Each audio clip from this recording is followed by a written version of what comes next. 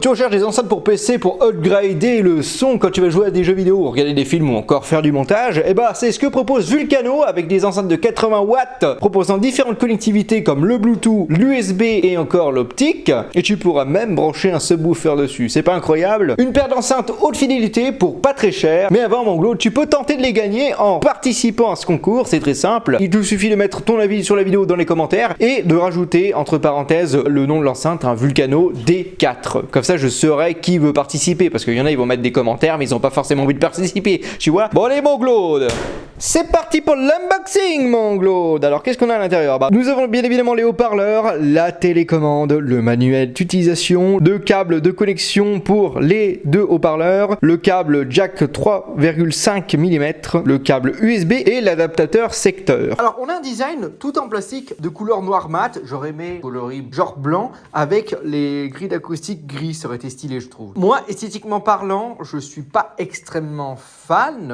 je trouve ça un petit peu vieillot. J'étais habitué au design sobre, élégant, en bois que Vulcano proposait jusqu'à maintenant, et là on se retrouve sur un produit en plastique plus dédié justement à l'utilisation bureautique. Dis-moi ce que t'en penses toi dans les commentaires de ce design, est-ce que tu trouves ça joli, moderne, ou est-ce que tu trouves ça comme moi un petit peu vieillot? On est sur un haut-parleur qui mesure 22,2 cm de hauteur, 16,8 cm de profondeur et de longueur on est sur du 15 cm. Pour des enceintes d'ordinateur, on est sur une taille plutôt compacte. Il va falloir avoir de la place de chaque côté de votre écran parce que sinon, comme moi, vous risquerez d'être limité quoi. Donc on a deux grilles acoustiques qui vont protéger le tweeter. Donc celui du tweeter il est bombé alors que celui du woofer il est un petit peu rentré comme tu peux le voir juste ici, regarde. Il est enfoncé comme si on avait donné un petit coup de doigt là et que pouf ça fait le trou. Alors c'est tout à fait normal, hein, voilà. Au moins ça protège bien le haut-parleur. Il n'y aura pas un de mes invités qui aura la bonne idée, n'est-ce pas, le Claude, de mettre le doigt sur le tweeter et de l'enfoncer. Sur le dessous, on a le logo Vulcano sur un support brillant. Dessous, on a des pieds surélevés avec des patins antidérapantes. On est sur du silicone et dessous, on est sur du silicone avec,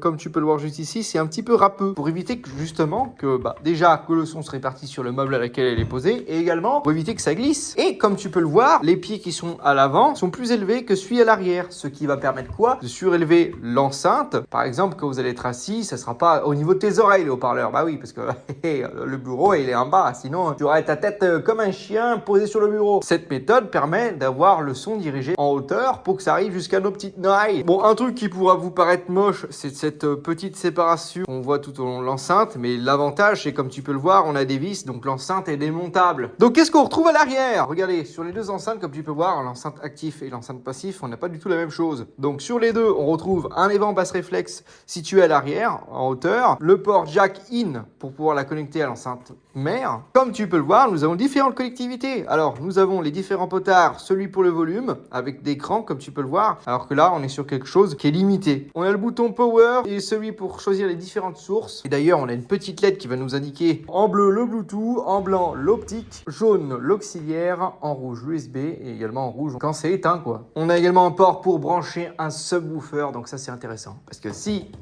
vous trouvez qu'il n'y a pas assez de basse sur ces enceintes, et bon Claude, Vulcano, il vend des caissons de basse, donc autant te dire, celui qui en a pas assez, il peut se faire un bon système cinéma pour son bureau et même pour la télé. Nous avons le port USB type A qui servira à brancher une clé USB, mais également le brancher en USB à ton smartphone ou encore à ton PC. Et le port optique, le port auxiliaire et le port speak out pour la brancher à la deuxième enceinte. Et d'ailleurs, nous avons une télécommande qui est livrée avec cette enceinte. On est sur une petite télécommande, mais petite, mais fonctionnelle, parce qu'on a plusieurs boutons. Le bouton volume plus moins, piste suivante et précédente, play pause. Également, nous avons les différentes sources, Bluetooth, auxiliaire, USB, optique. 3 équaliseurs prédéfinis, le mode musique, movie et dialogue qu'on verra plus tard dans la vidéo. Et également, si tu en as plein de cul de la musique ou du son, t'as le bouton mute et off pour carrément tout éteindre. On est sur une conception acoustique de 2 voix avec une puissance de sortie de 80 watts avec un woofer de 4 pouces et un tweeter de 1,25 pouces. Et pour amplifier tout ça, on a un évent basse réflexe situé à l'arrière de l'enceinte. On a une réponse en fréquence pouvant descendre jusqu'à du 45 Hz et monter jusqu'à du 20 kHz. C'est parti pour le test audio qui se structurera en plusieurs parties. Première partie branchée sur PC en USB en jouant à un jeu vidéo et en faisant du montage. Deuxième partie branchée en optique sur une télé dans un salon de 60 m², mètres carrés pour voir ce que ça donne et si ça envoie hein, dans une grande pièce comme ça. Troisième partie, test en Bluetooth sur l'EDM, l'électro. Et quatrième et dernière partie, test en jack avec des musiques un peu plus hi-fi. Pas mal de détails pour voir si elles arrivent à nous retranscrire des émotions, ces Vulcano. Donc là, on est bien en USB audio. Donc on va voir ce que ça donne. Comme tu peux le voir, le son... il sort sur les haut-parleurs. Je vais lancer un petit montage pour que vous vous rendiez compte un peu de comment ça fonctionne. J'ai fait un montage complet avec ces Vulcano D4 et ma foi c'était mieux que ma barre de son Tuffle. Vers USB type A. Mais évidemment, la notice qui a quand même son utilité parce que cette enceinte a plusieurs fonctionnalités. Pour terminer, nous avons l'enceinte.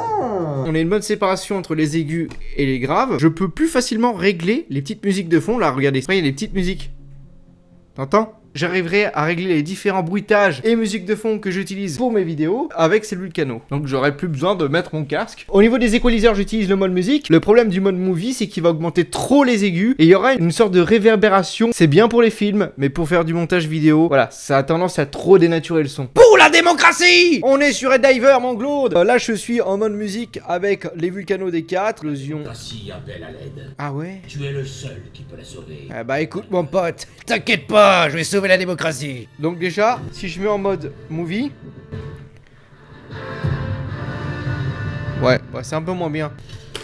Ah, vite. Je sais plus comment, putain, il y a des monstres. Ah putain, je sais plus comment on joue mon pote là. Oh, je suis mort. C'est qui le patron? C'est moi. Oh là là là là là là, cours, cours, cours.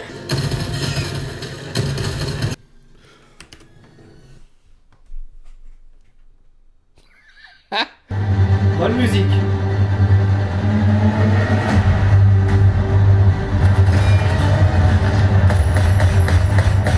Ils ont capté qu'on n'était pas dans l'humanitaire.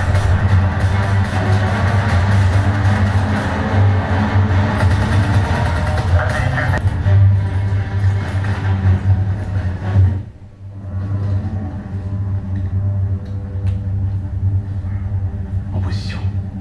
J'ai un visuel. Snyder, tu peux le descendre. À toi de jouer.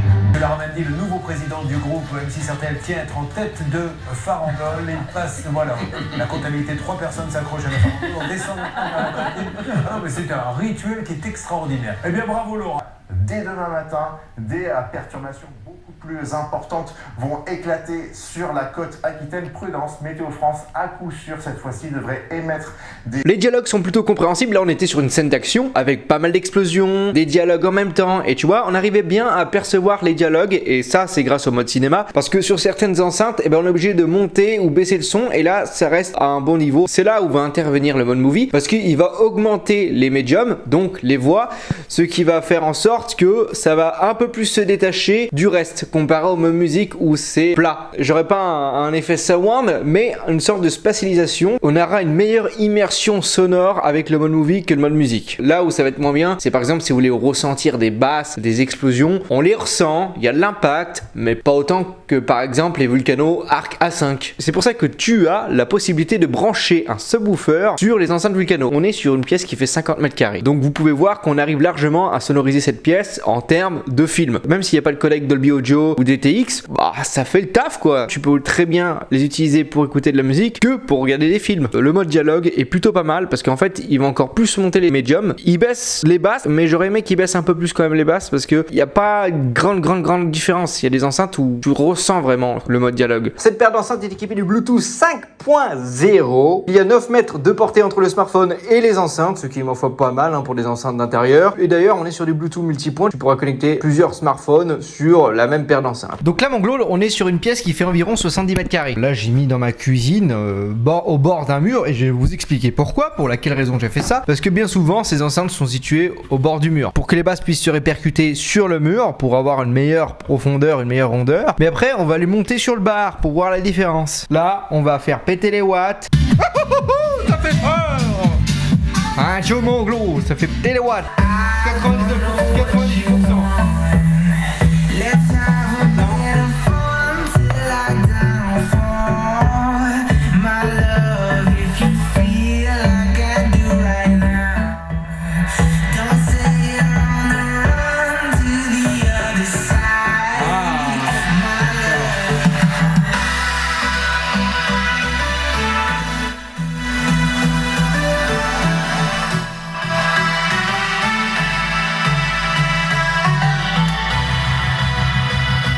le mode movie est encore plus dégueulasse. Le mode movie est dégueulasse en musique. Ça va augmenter bien les aigus et donner cet effet de réverbération.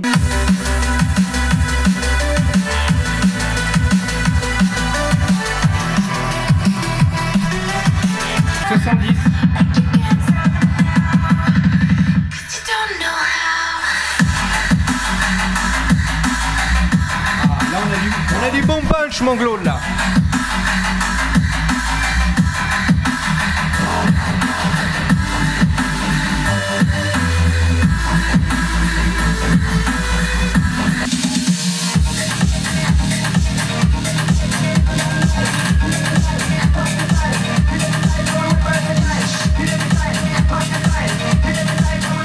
Ça envoie de ouf.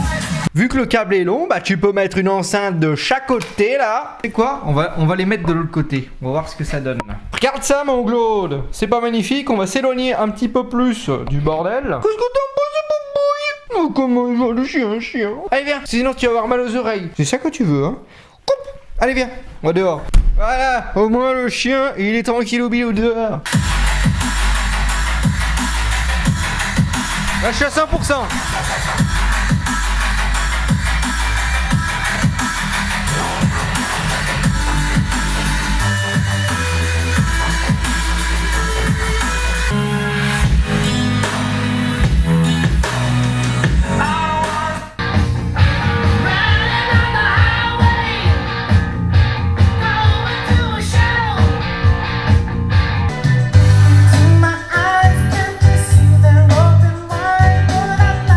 Le son pour voir.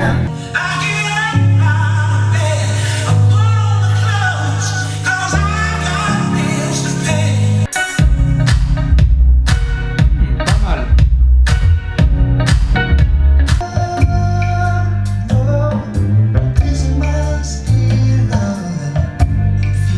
Bon, qu'est-ce que je pense de la qualité sonore en musique? On a un son plutôt dynamique qui manque quand même un peu de rondeur au niveau des basses, mais on a un peu de punch et ça c'est pas mal. On a une bonne présence au niveau des médiums, les voix ressortaient bien, elles étaient chaleureuses pour les voix graves, elles étaient claires et précises pour les voix de femmes et les voix aiguës. On a un léger surplus d'aigus qu'on peut régler via l'équaliseur, mais ça n'enlèvera pas cette légère sibilance quand on va monter un peu plus le volume. Malgré ça, les aigus restent tout de même détaillés et c'est étonnant pour une enceinte à ce prix-là et surtout pour ce gabarit. À bas volume, ça manquera un petit peu de basse, donc il va falloir monter à 40-50% pour commencer à les ressentir. Également, tu peux largement sonoriser une pièce de 25 mètres carrés, voire une pièce de 50 mètres. Bon, conclusion, mon Claude, vous trouverez ces enceintes pour 99 € sur Amazon. N'oubliez pas que vous pouvez gagner cette paire d'enceintes neuve, hein, bien évidemment, ce sera pas cette paire-là, en mettant en commentaire votre avis sur la vidéo. Vous avez 15 jours pour jouer, dans 15 jours, il y aura un tirage au sort, et le gagnant sera annoncé dans mon onglet communauté sur YouTube. Vous avez pu remarquer que j'ai changé un petit peu le format, un peu moins travaillé au montage, et également il y a moins de plans caméra comme je faisais avant, mais par contre plus travaillé en termes de test, c'est-à-dire qu'il y a un peu plus de contenu, la vidéo est plus longue, la vidéo pilote, la version alpha bêta, donc j'aimerais avoir vos retours là-dessus, voilà c'est important pour savoir si je continue comme ça, ou s'il y a des choses à améliorer. On se retrouve un de ces quatre, Harvey.